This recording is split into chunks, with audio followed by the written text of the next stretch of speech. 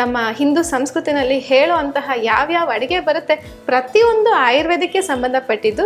ನಾವು ಅದನ್ನು ಬದಲಾಯಿಸ್ದಲೇ ಅದರ ಹೇಳಿದ ಮೂಲ ಥರನೇ ನಾವು ಮಾಡ್ತಾ ಹೋದರೆ ಅದರಲ್ಲಿ ಪ್ರತಿಯೊಂದು ಸೈಂಟಿಫಿಕ್ ಕಾರಣಗಳಿದೆ. ಅದರಿಂದ ಕಾಯಿಲೆಗಳನ್ನ ವಾಸಿ ಮಾಡುವಂತಹ ಶಕ್ತಿ ಕೂಡ ಇದೆ.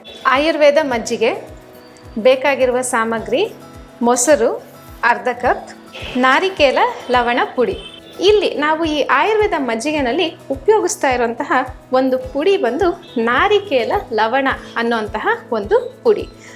ಏನಿದು ನಾರಿಕೇಲ ಲವಣ ಅಂದರೆ, ನಾರಿಕೇಲ ಅಂದರೆ ತೆಂಗಿನಕಾಯಿ, ಲವಣ ಉಪ್ಪು, ನಿಮಗೆಲ್ಲರಿಗೂ ಗೊತ್ತಿರುವಂಥದ್ದೇನೆ.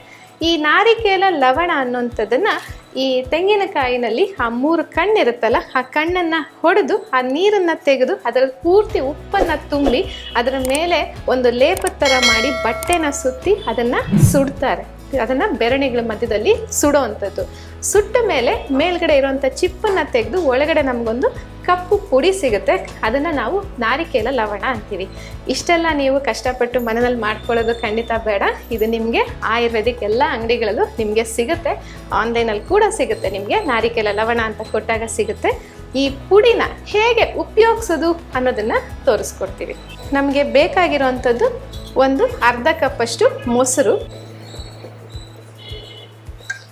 ನಾವು ಎಷ್ಟು ಮೊಸರು ಹಾಕಿದ್ದೇವೆ ಅದರ 3ರಷ್ಟು ನೀರು. ಮಜ್ಜಿಗೆ ಅಂದಾಗ ಗಟ್ಟಿ ಮಜ್ಜಿಗೆ ಅಥವಾ ಸ್ವಲ್ಪನೇ ನೀರು ಖಂಡಿತ ಅಲ್ಲ. ನಾವು ಎಷ್ಟು ಮೊಸರು ಹಾಕಿರ್ತೀವಿ ಅದರ 3ರಷ್ಟು ನಾವು ನೀರು ಹಾಕಿ ಮಾಡಿದಾಗ ಅದು ನಮಗೆ ಜೀರ್ಣಶಕ್ತಿ ಹೆಚ್ಚಿಸುವಂತಹ ಒಂದು ಮಜ್ಜಿಗೆ ಆಗುತ್ತೆ.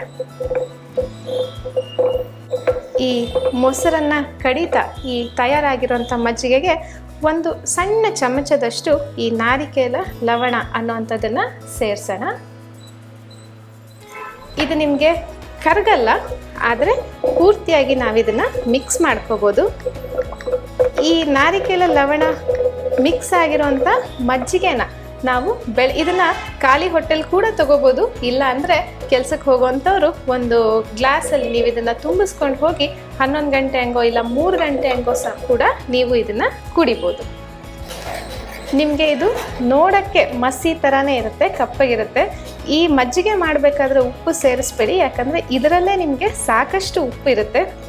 ನಿಮಗೆ ಮಜ್ಜಿಗೆ ಹೆಚ್ಚು ಉಪ್ಪು ಅನಿಸಿದ್ರೂ ಕೂಡ ಇದರಲ್ಲಿ ಆಲ್ಕಲೈನ್ ಶಕ್ತಿ ಹೆಚ್ಚಿದ್ದು ಆ್ಯಸಿಡಿಟಿನ ಕಡಿಮೆ ಮಾಡೋದಕ್ಕೆ ತುಂಬಾ ಸಹಾಯ ಆಗುತ್ತೆ.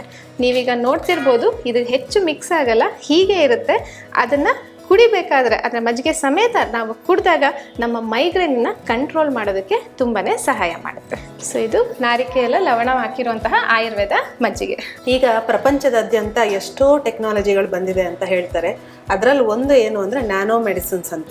ಸೊ ಈ ನ್ಯಾನೋ ಮೆಡಿಸಿನ್ ಟೆಕ್ನಾಲಜಿ ಏನಿದೆ ಅದು 5000 ವರ್ಷದ ಹಿಂದೆ ಆಯುರ್ವೇದದಲ್ಲೇ ಹೇಳಿದರು. ಈ ಮಸಿ ರೂಪದಲ್ಲಾಗಿರ್ಬೋದು ಅಥವಾ ಭಸ್ಮ ರೂಪದಲ್ಲಾಗಿರ್ಬೋದು, ಇದೆಲ್ಲ ಪ್ರಿಪರೇಷನ್ಗಳು ಏನಿದೆ ಅದನ್ನು ನ್ಯಾನೋ ಮೆಡಿಸಿನ್ ಅಂತಲೇ ಹೇಳ್ತೀವಿ. ಈ ನ್ಯಾನೋ ಮೆಡಿಸಿನ್ ರೂಪದಲ್ಲಿರ್ತಕ್ಕಂಥ ನಾರಿಕೇಲ ಮಜ್ಜಿಗೆನ ನಾವು ತಗೊಳ್ಳೋದ್ರಿಂದ ನಮ್ಮ ಪಿತ್ತದಂಶ ಏನಿದೆ, ನಮ್ಮ ದೇಹದಲ್ಲಿ ಜಾಸ್ತಿ ಆದಂಥ ಪಿತ್ತದಂಶ ಏನಿದೆ ಅದು ಕಡಿಮೆಯಾಗಿ ಮೈಗ್ರೇನ್ ಬರದೇ ಇರೋ ಹಾಗೆ ಇದು ತಡೆಯುತ್ತೆ. ಬಹಳಷ್ಟು ಮಂದಿಗೆ ಒಂದು ಪ್ರಶ್ನೆ ಇರುತ್ತೆ, ಮಜ್ಜಿಗೆ ಕುಡಿಬಹುದಾ, ಥಂಡಿ ಆಗಲ್ವಾ, ನನಗೆ ಶೀತ ಆಗುತ್ತೆ, ತಲೆನೋವು ಬರುತ್ತೆ ಅಂತ ಹೇಳಿ. ಖಂಡಿತ ಇಲ್ಲ. ಇದು ಪಿತ್ತವನ್ನು ಕಡಿಮೆ ಮಾಡೋದ್ರಿಂದ ನಿಮಗೆ ತಲೆನೋವು ಬರೋದಿಲ್ಲ, ಶೀತ ನೆಗಡಿ ಸಮೇತ ಆಗೋದಿಲ್ಲ, ಹಾಗೆ ಜೀರ್ಣಕ್ರಿಯೆನ ಸಮೇತ ಇದು ಜಾಸ್ತಿ ಮಾಡುತ್ತೆ. ಹಾಗೆ ಅರ್ಚನಾ ಅವರು ಹೇಳಿದಾಗೆ ಮಿಡ್ ಡೇ ಸ್ನ್ಯಾಕ್ ಅಥವಾ ಮಿಡ್ ಈವ್ನಿಂಗ್ ಸ್ನ್ಯಾಕ್ ಅಂತ ರೂಪದಲ್ಲಿ ಸಮೇತ ಇದನ್ನು ಕುಡಿಬೋದು. ಇದನ್ನು ಕುಡಿದು 1 ಗಂಟೆ 2 ಗಂಟೆನಲ್ಲಿ ನಿಮಗೆ ಹಸುವು ಸಮೇತ ಆಗುತ್ತೆ. ಈ ಮೈಗ್ರೇನ್ ಬರಬಾರ್ದು ಅಂತಂದರೆ ಮತ್ತೊಂದು ರೂಲ್ಸ್ ಏನು ಫಾಲೋ ಮಾಡಬೇಕು ನೀವು ಅಂತಂದರೆ, ದಿನದಲ್ಲಿ 1-2 ಸಲ ಆದರೂ ನಿಮಗೆ ಹೊಟ್ಟೆ ಹಸಿಬೇಕು. ಹೊಟ್ಟೆ ಹಸಿದ ಫೀಲಿಂಗ್ ಇಲ್ಲ ಅಂತಂದರೆ ಊಟ ಮಾಡ್ಲಿಕ್ಕೆ ಹೋಗಬೇಡಿ. ಹಾಗೊಂದು ವೇಳೆ ನೀವು ಮೊದಲು ಜೀರ್ಣ ಆಗದೆ ಇರ್ತಕ್ಕಂಥ ಹೊಟ್ಟೆಲೇ ಇರಬೇಕಾದ್ರೆ ಮತ್ತೆ ಏನಾದರೂ ಊಟ ಮಾಡಿದರೆ ಖಂಡಿತ ಮೈಗ್ರೇನ್ ಬರುತ್ತೆ. ಅದೇ ಕಾರಣಕ್ಕೆ ಎಷ್ಟೋ ಜನ ನನಗೆ ವಾಂತಿ ಆದಮೇಲೆ ಮೈಗ್ರೇನ್ ಕಡಿಮೆ ಆಗುತ್ತೆ, ಅಲ್ಲಿವರೆಗೂ ಸಿಂಪ್ಟಮ್ಸ್ ಕಡಿಮೆ ಆಗೋದಿಲ್ಲ ಅಂತ ಹೇಳ್ತಾರೆ. ನೀವು ವಾಂತಿ ಮಾಡಿದಾಗ ಎಷ್ಟೋ ಸಲ ನೋಟಿಸು ಮಾಡಿರ್ತೀರ, ಹೇಗೆ ಫುಡ್ ತಿಂದಿರ್ತೀರೋ ಅದೇ ಥರ ಅದು ಆಚೆಗೆ ಹೋಗಿರುತ್ತೆ. ಹಾಗಾಗಿ ಒಂದು ನೆನಪಿರಲಿ, ಮೈಗ್ರೇನ್ ಇರ್ತಕ್ಕಂಥದ್ದು ಹೊಟ್ಟೆಯಲ್ಲಿ, ತಲೆಯಲ್ಲ.